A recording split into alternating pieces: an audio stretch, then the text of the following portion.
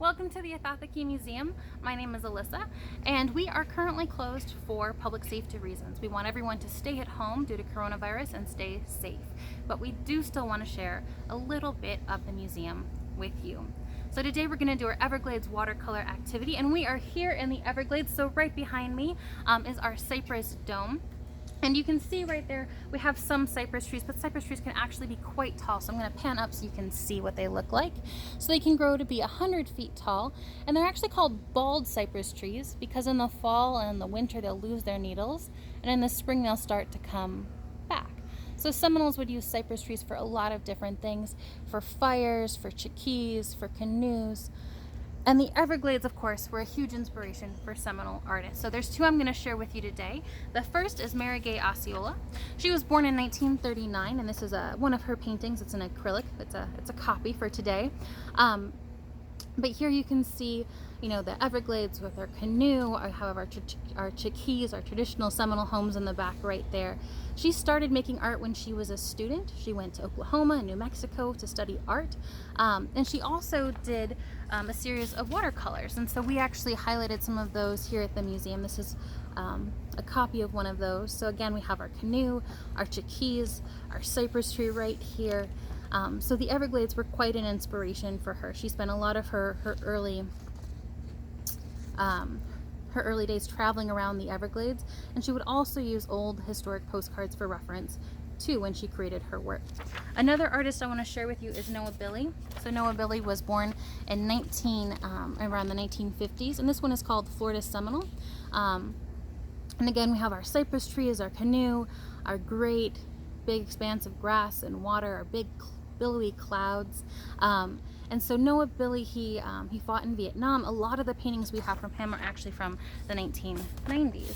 And this is another one that I really enjoy from him. This is called The Three Seminole Scouts. And here you can see all of the gray stuff hanging down. So that's all Spanish moss. And you can see some of it from the trees out here in the Everglades. So it's an air plant. It was just chilling out with those other trees. So now we're going to create our own Everglades piece. If you have watercolor pencils at home, awesome. If you don't, no big deal. Just use any coloring supply that you have. And I'm going to show you a couple of basic techniques to make some different types of things, and you can put them together however you want in your Everglades inspired piece. So first off, I'm going to take our watercolor paper, if you have it, and you really do want to use that special paper because we are going to be using water later. And you want to tape it down with artist tape. You want to make sure that all of the corners are all taped up so that there's tape around all the edges. And that's important because when we add our water, it's going to want to go a lot of different places, and we want to keep it in place. So that's step number one. If you don't have artist tape, you could use masking tape, and you might just want to put it on your clothes first and then put it down, and that way it'll be a little bit easier for it to come up later. So the first thing we're going to make is our sable palm, and right behind here you can see our sable palm. It has those spiky jack boots. It has these big fronds that you can kind of see right here. So these fronds are used for the tops of chiquis or traditional Seminole homes. And so we're going to start off though by drawing our spiky jack boots, and I'm just going to take any color of brown that I have right here, and I'm going to do a zigzag up on one side. So let's see if I can. You can do as many jack boots as you want. If you want to do 4, 5, 6, go right on ahead. And then I'm going to go on the other side, and I'm just going to go zigzag up. It doesn't matter if they're even or anything like that. Now I'm going to go ahead and I'm going to color it in. And you want to put down a lot of color here if you're using our watercolor pencils, because later on when we go back, we're going to need more color there. So you also want to use some different colors in here. So I have a couple of different browns. And that's also going to make it a little bit more interesting when we go back and we add that water. So just do as much or as little as you want. And I'm just going to give you an idea. Next, we're going to go on to make those big, beautiful palm fronds. And we're going to start by making the stem.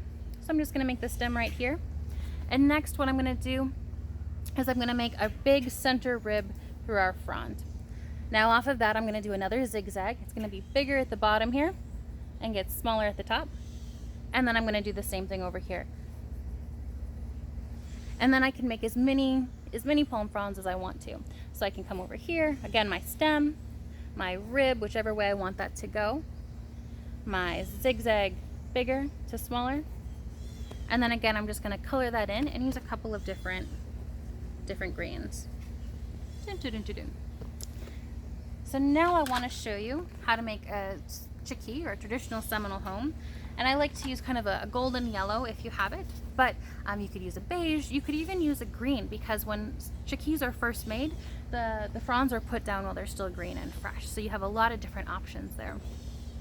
And I'm going to start by making the top part of my chickee right here, just a line across the top.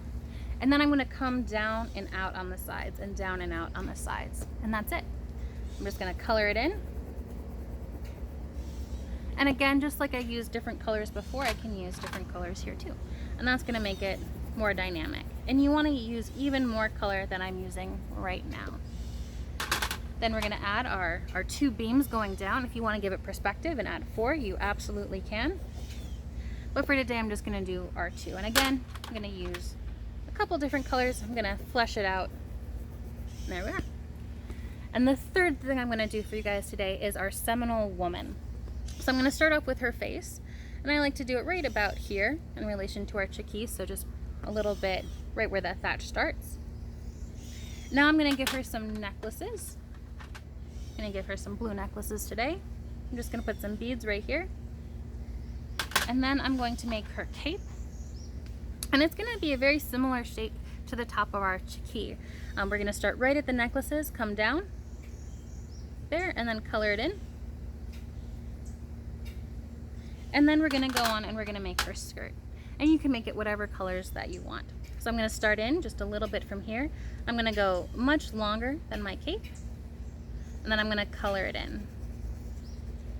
And the final step from my Seminole woman, I'm going to add her headdress, her headpiece. I'm going to basically make like a big bean on the side of her head. So I start right here from the top down to below where her ear would be.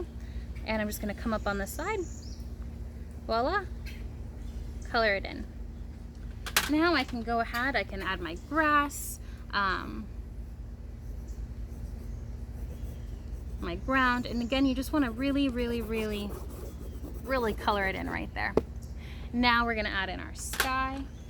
If you want to do a sun, if you want to do a sunset, if you want to add water over here too, so you can see a little bit more of the watery part of the Everglades.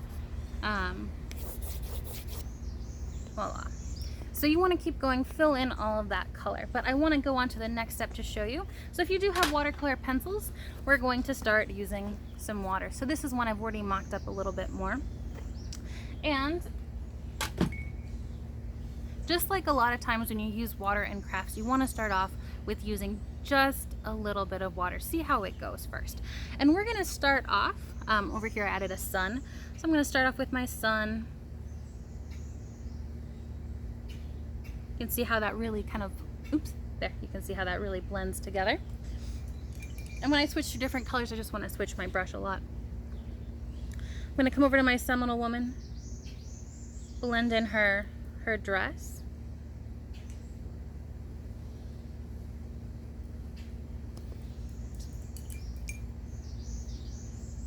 Get in her headpiece right there.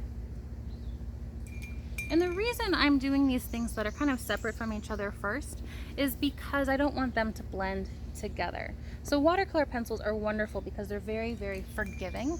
If you make a mistake, you can just go back later and you can kind of play with it. Just add a little bit of water and pop it out right there. You can also add some texture here too if you want to, just by the types of brush strokes that you use. Dun, dun, dun, dun, dun.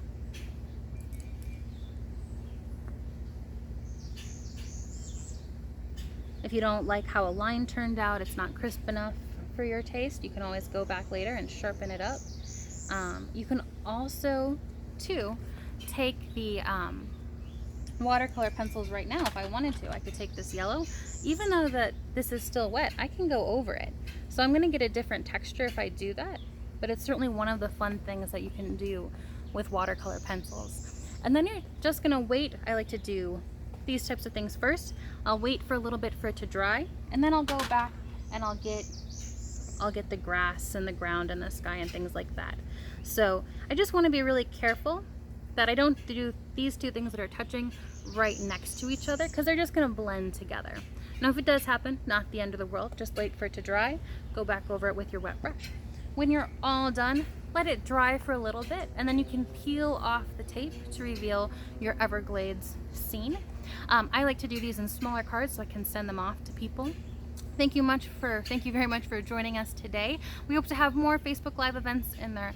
We hope to have more Facebook videos for you in the future. And do keep track of us on Twitter and Facebook for different activities. Let us know if there's something you'd like to see. And thank you very much for coming. Have a great day. Stay safe and stay healthy.